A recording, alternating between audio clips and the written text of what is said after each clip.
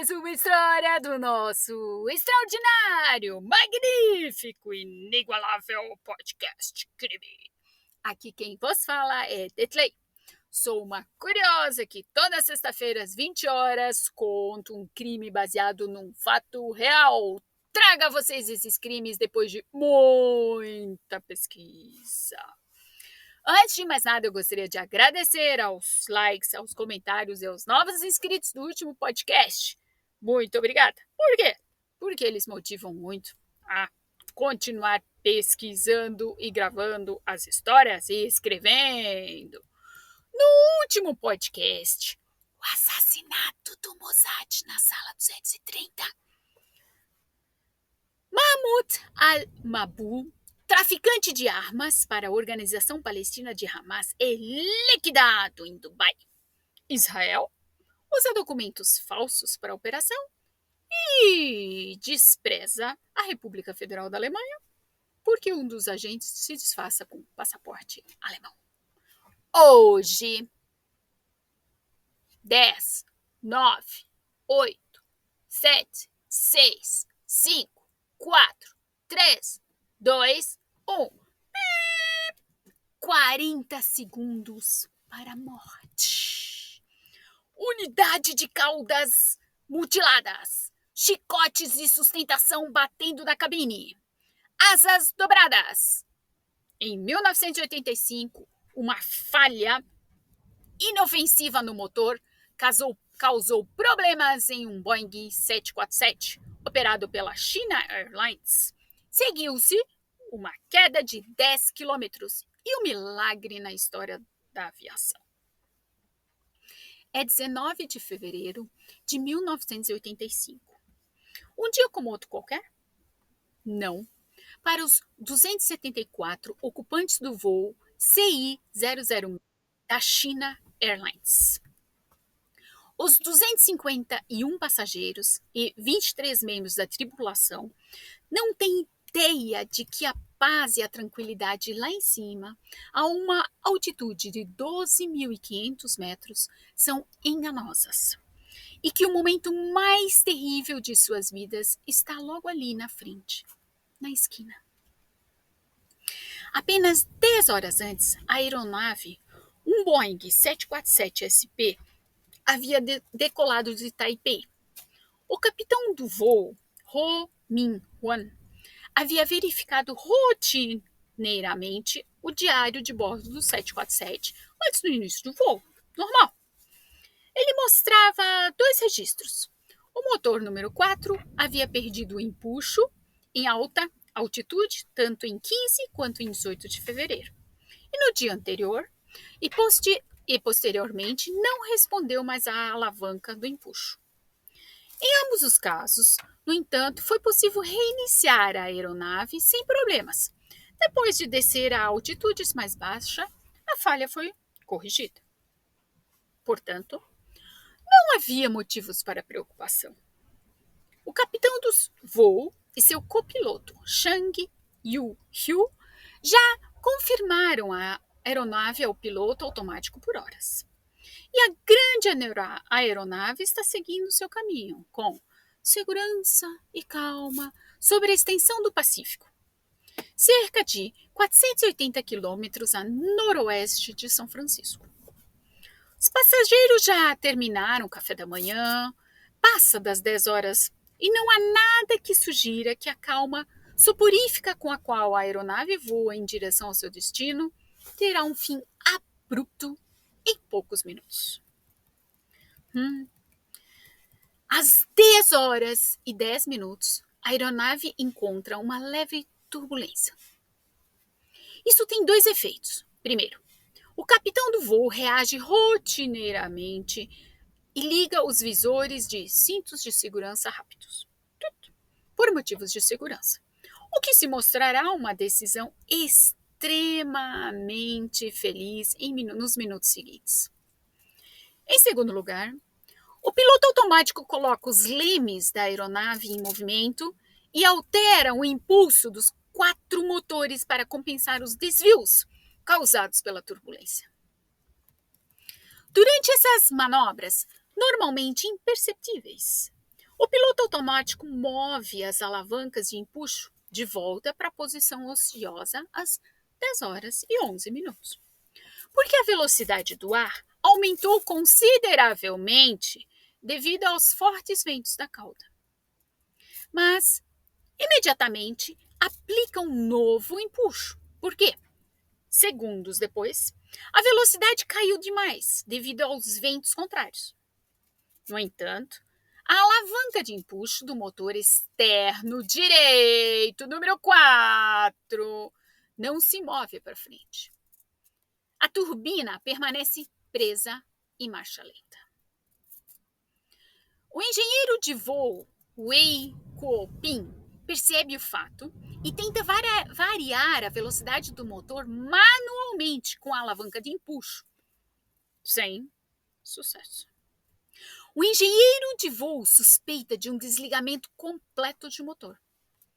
Esse problema, que por si só é insignificante e nem sequer é classificado como uma emergência no manual de operação devido às enormes reservas de potência dos motores do 747, é a primeira peça do mosaico do desastre que se segue. O engenheiro de voo informa imediatamente o capitão sobre o suposto desligamento do motor. E o controle de voo responsável em Auckland é solicitado a autorizar a descida, já que a aeronave deve deixar sua altitude atual em uma atmosfera rarefeita para reiniciar a turbina. Às 10 horas e 15 minutos, o controlador de tráfego aéreo responsável dá instruções para 9.000 metros, mas não obtém resposta. Ele tenta 6 vezes entrar em contato com a aeronave. Em vão. Nesse meio tempo, a velocidade do 747 caiu ainda mais. E o capitão, desligou o controle de altitude do piloto automático para buscar a altitude mais baixa, claro. Ao fazer isso, ele se esquece ou ignora o fato de que o sistema de navegação inercial automática ainda está funcionando. Com o resultado, a aeronave começa a se inclinar para a direita devido à falha do motor de estribordo. Depois de perceber isso, ele desliga completamente o piloto automático sem corrigir o trim. Isso desencadeia uma manobra de voo desastrosa que não tem paralelo na história da aviação. A aeronave inclinou-se 63 graus para estribordo e mergulhou. A uma altitude de 11.300 metros, ele mergulha nas nuvens. A tripulação da cabine de comando perde sua orientação espacial. Os 3 motores restantes voltam a funcionar em marcha lenta. E o enorme Boeing desce em um ângulo de 67 graus e quase vira de costas. Ele entra em uma espiral em direção ao Pacífico. Louças se chocam contra as paredes, peças das aeronaves se despedaçam. Devido às enormes forças de aceleração, a tripulação da cabine mal consegue mover os braços e as pernas de forma coordenada. As tentativas desesperadas de alcançar os interruptores e as alavancas do 747 estão fadadas ao fracasso. Até mesmo os instrutores que oscilam descontroladamente e mudam constantemente não podem ser mais lidos, muito menos as contramedidas apropriadas podem ser tomadas.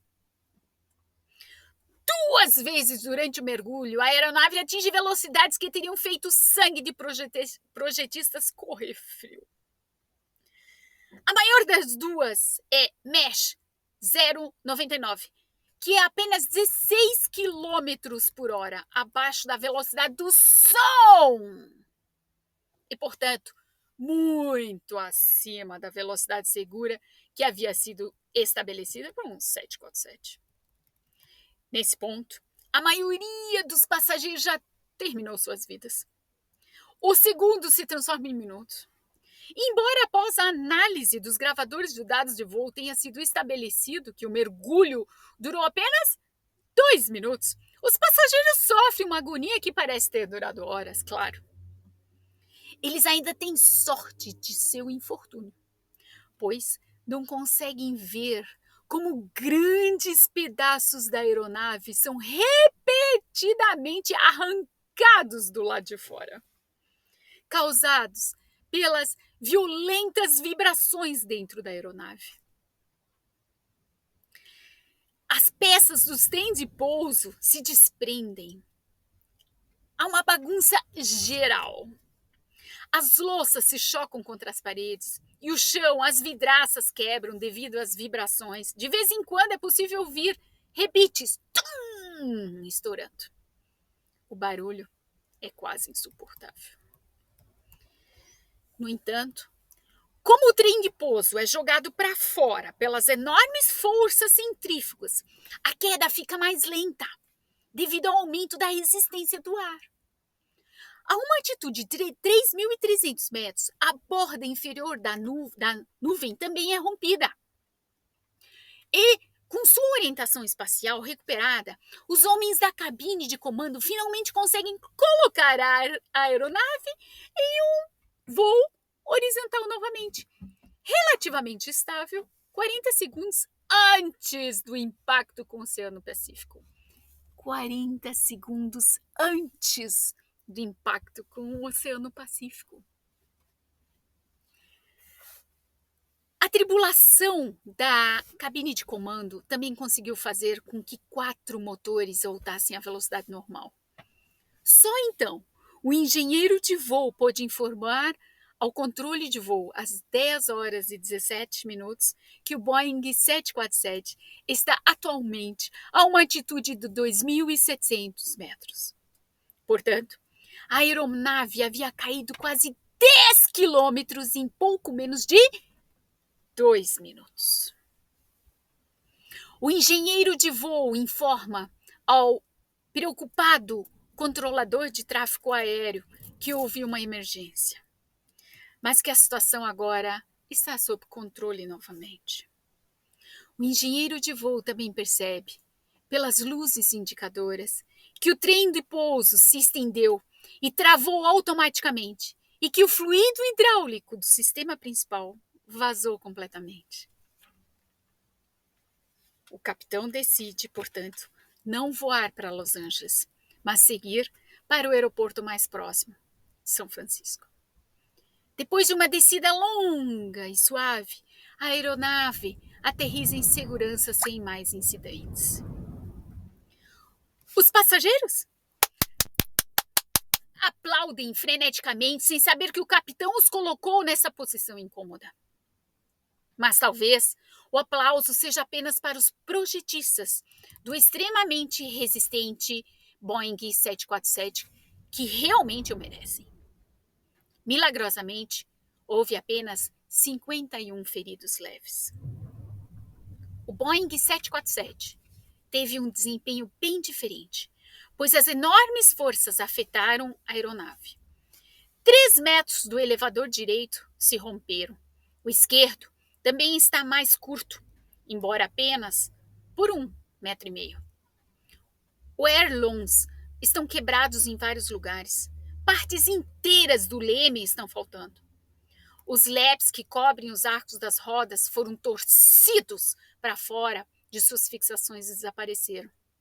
As enormes asas estão dobradas para cima, em até 8 centímetros no final das pontas das asas. A unidade de energia auxiliar da aeronave foi arrancada e suas fixações também estão rolando livremente na parte traseira da aeronave.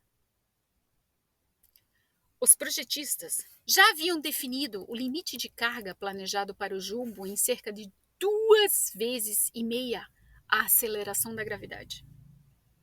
A carga real foi mais de 2 vezes maior, mais de 5,1 gramas a menos que 4 gramas. Tão alta que às vezes o gravador de dados de voo não conseguia mais registrar. De acordo com o conhecimento dos especialistas, nunca antes houve um caso em que uma aeronave tão grande tenha sido submetida a forças de aceleração gravitacional tão altas que o trem de pouso tinha sido estendido através dos flaps fechados, somente devido à força centrífuga. Depois de analisar os gravadores de voo e observar o Boeing 747 seriamente danificado, os especialistas são unânimes em seu veredito.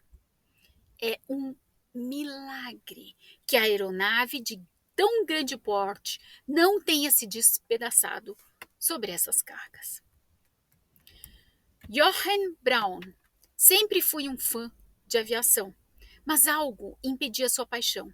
Ele tinha pânico de voar. Para combater isso, o graduado em administração de empresas embarcou em um programa de terapia sem precedentes. Ele analisou mais de 45 mil incidentes de aviação. No processo, ele se deparou com vários acidentes espetaculares, nos quais, como que, por milagre, todos os passageiros sobreviveram. Essa é uma das histórias que ele pesquisou para sua terapia. E sua? Qual é a sua terapia em busca da fuga do